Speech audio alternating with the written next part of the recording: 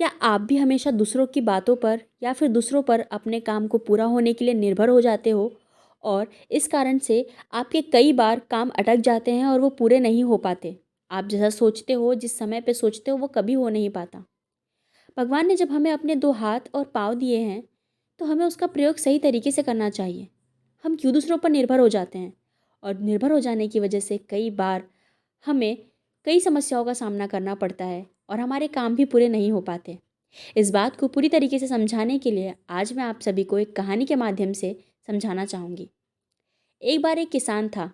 वो अपने खेत में बहुत अच्छे से खेती किया करता था। ऐसे करते करते फसलें उगने लगी।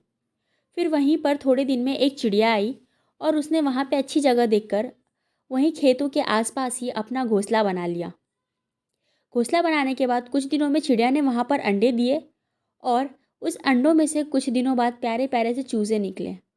फिर कुछ दिनों बाद सब वो वहाँ पे बहुत हंसी खुशी रह रहे थे। जीवन बहुत ही प्यारा और अच्छी तरीके से चल रहा था।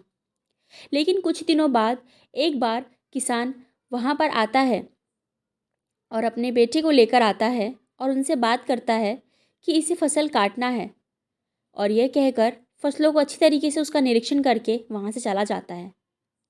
बच्चे बड़े ही चिंतित हो जाते हैं इस बात को सुन के कि अब तो उनका घर उनसे छिनने वाला है। थोड़ी देर बाद जब चिड़िया यानी कि उन चूज़े की उन बच्चों की माँ आती है, तो वह बच्चे बड़े ही परेशानी में अपनी माँ को सारी बातें बता देते हैं। तब माँ उन्हें सांत्वना देते हुए और समझाते हुए ये कहती है कि तुम बिल्कुल फिक्र मत करो, कल यहाँ पर फसलों को काटने के लिए कोई नहीं आएगा। तब बच्चे शांत हो जाते हैं और जैसा माँ ने कहा था बिल्कुल वैसा ही होता है। दूसरे दिन वहाँ कोई नहीं आता। उसके बाद कुछ दिन ऐसे ही बीत जाते हैं। उसके बाद किसान फिर से कुछ मज़दूरों के साथ वहाँ खेत में आता है और उन्हें फसलों को दिखाता है और उन्हें बताता है कि किस तरीके से कटाई करनी है, कहाँ से शुरू करना है। ये बातें सुनकर अब चूज़े यानी कि वो बच्चे फिर से चिंतित हो जाते हैं। किसान ये सब बातें करके वहाँ से चला जाता है और जब चिड़िया यानी कि उन बच्चों की माँ आती है, तो बच्चे उन्हें सब कुछ बताने लगते हैं कि माँ, वह किसान फिर से आया था और इन फसलों को काटने की बात कर रहा था। तब माँ उन्हें कहती है कि तुम फिक्र मत करो, कल कोई नहीं आएगा फसलों को काटने के लिए। फिर से बच्चे अपनी माँ पर भरोसा करते हैं, विश्वास करते हैं और बिल्कुल शांत हो जाते हैं। फिर कुछ समय बाद दूसरे दिन ऐसा ही होता है, वहाँ पर कोई नहीं आता। अब बच्चों को अपनी माँ की बातों पर भरोसा हो चुका था।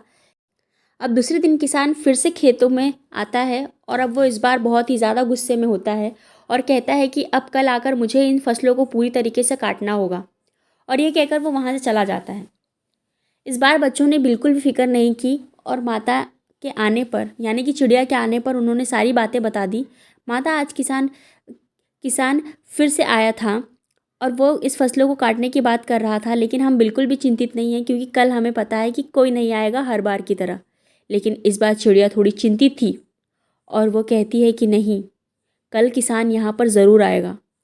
तब बच्चे उससे पूछते हैं कि माँ, आप ही तो हर बार कहती थी कि यहाँ कोई नहीं आएगा।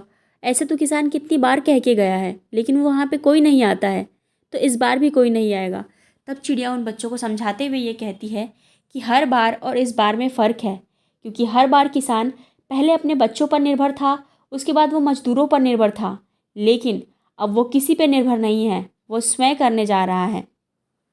इसीलिए कल यहाँ पर खेतों में फसलों की कटाई ज़रूर हो जाएगी और हमें यहाँ से इस खेत को खाली करना चाहिए। अब जो बच्चे हैं वो उड़ने के सक्षम हो चुके थे और उन्होंने वो खेत उसी दिन खाली कर दिया और दूसरे दिन वहाँ पे किसान ने आकर अपनी फसलों की कटाई भी की। इस कहानी से हमें यह शिक्षा मिलती है कि हमें अपनी ज़िंदगी में जब तक कि हम दूसरों पर निर्भर रहेंगे, तब तक कि हम अपने काम को, अपने लक्ष्य को प्राप्त नहीं कर पाएंगे। लेकिन जिस दिन हमने ये निर्णय ले लिया, जिस दिन हमने ये दृढ़ निश्चय कर लिया कि हम अपने काम को खुद करेंगे, स्वयं करेंगे, अपने आप से करेंगे, वह ज़रूर हो जाएगा। लेकिन इसका तात्पर्य यहाँ से कहीं नहीं है कि हमें किसी की सहायता या मदद नहीं लेनी है। हम मदद और सहायता ले सकते हैं, लेकिन पूरी तरीके से निर्भर हो जाना भी समझदारी नहीं होती। मुझे ऐसी आशा और उम्मीद है कि आपको इस कहानी का सार्थक ज़रूर समझ आया होगा। यदि हाँ, तो इस वीडियो को लाइक, शेयर, सब्सक्राइब करना बिल्कुल भी ना भूलें। अपना और अपने माता पिता का ख्याल ज़रूर रखें, क्योंकि हम अपने माता पिता के बिना कुछ भी नहीं हैं। मिलते हैं नेक्स्ट एक्साइटिंग स्टोरी के साथ। तब तक के लिए जय हिंद, जय भारत।